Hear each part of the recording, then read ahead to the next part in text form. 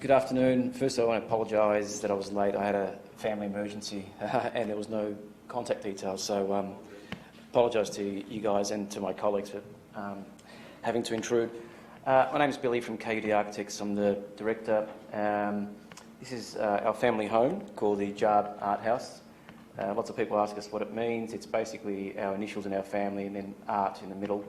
I'm an architect primarily, but I'm also an artist in photography, poetry and some sculpture.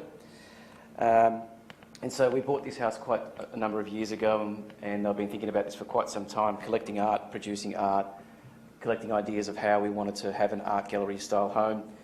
And when we were ready for it, we had a go. The house has a north-south orientation. It's a dead-end street. It's a pretty traditional sort of two-rack street. There are some eclectic infills over time, but primarily it's some really intact Victorian houses in the area. And it's as you can see, it's a long linear block, which contributed to the design outcomes that we were incorporating for the project. We'll just run through the plan quickly. It's a three-level home with a subterranean basement, which is pretty much a granny flat underground, but also a completely different experience, which doubles up as part of the art gallery, but also theatre room, bedroom and so forth.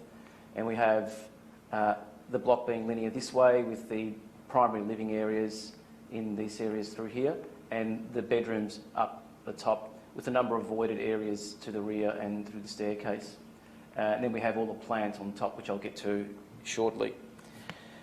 So our practice has been very much interested in the discourse of architecture as much as it is as building beautiful things. And Robert Venturi, as a child and also an aspiring architect, was a hero of mine.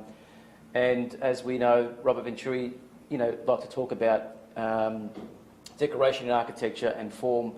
And he essentially broke up buildings in two separate elements: the decorated duck, the duck or the decorated shed. And we kind of feel that we're in a period, especially for JARtB House, where those two things, these typologies have merged together into one thing, and we have the decorated duck. And this is a sculpture that I had actually produced for the front entry of the home, which greets you upon arrival. And I think technology has allowed us to do these sort of explore new ideas in the time that we're living at the moment. And so this house is really a Neo Baroque home. So I've always been very interested in the Baroque period and how there were so many interesting things happening, but more importantly, how the Baroque period really fused all the arts into the architectural fabric, and it became a language. And so we're more interested in about learning from past as opposed to literally replicating it. So when you look at this house, you don't think of it as a Baroque home, but you can see some of the lessons and the qualities in there.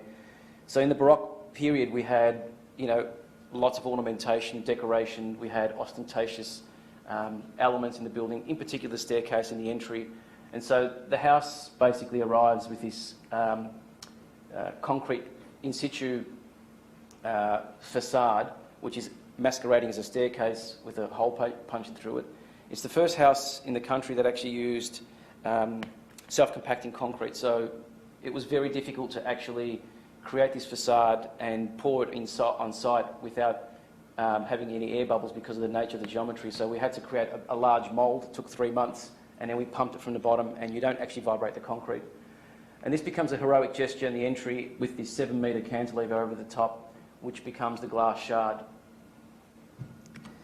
And as we see here, there are two distinct elements: the glass shard, which some paintings that 13 murals actually that we managed to secure the rights from some international artists called Pictuavo that we're collaborating on a museum project.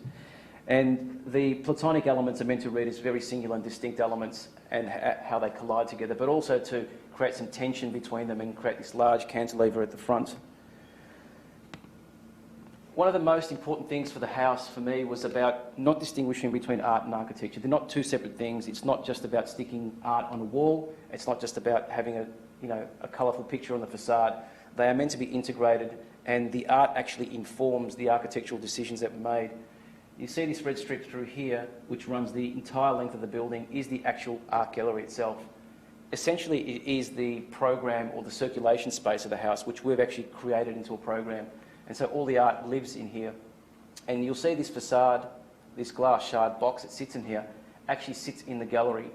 And so when you experience the house in its entirety, you see the art gallery strip through here, you can actually experience the exterior of the facade inside the house. And there are moments that we try to create where there are holes in the facade so that you can actually get views from one space into the other. And in this particular instance, you can start to see in section how the house operates, but also how the art gallery operates. But we wanted to use art to actually drive some of these projects. So we wanted to narrate and create tensions and views from one space to the other. You see the column in here that punctuates through the two spaces. We wanted to create art that sort of has a dialogue with volume, as well as the way that you would inhabit the space. And so the way that you strategically connect spaces through art and through visual connections and light was a key feature to this home.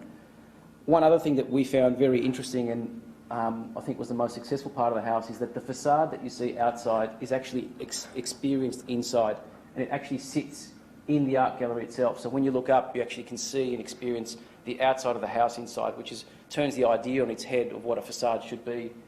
But also it creates these beautiful light moments through here. And this diagram sort of shows how light and views penetrate throughout the house. These are the murals that were from all around the world that we procured and sit inside the actual facade itself. And you can start to see how, in these moments, how the art actually becomes meaningful so that you actually can see it from the outside. It's not just a billboard, it actually interacts. And it's also a homage to the stained-like glass that you would see in Baroque churches. And so we were very conscious of creating important moments so that you can actually read the outside from the inside and have that threshold of privacy. The house itself also has been pretty much bespokely designed with multiple craftsmen, and we were very interested in reconnecting with the idea that the architect and the master craftsman would get together with its contractors and create moments in the house like this leather-faced joinery and so forth. And an emphasis on the handmade. Before we talked about some views from how you get from the basement out into the sky.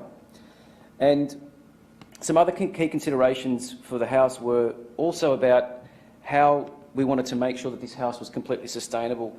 You would have seen earlier on how we had the plants on the roof. So one of the important components of the site is that its linearity was one of the key considerations to how we would cross-ventilate the home. So big bifold doors at the back, a large door at the front becomes a natural air conditioning system. We wanted to use technology to drive moments to be able to monitor energy consumption, solar battery storage, windows are all connected through an app. And so the idea was that in Toorak, many people, because of their wealth, are not interested in this is maybe a generality, but not interested in their consumption costs. Whereas we were very interested in our carbon footprint as well as making a sustainable home. That about wraps it up.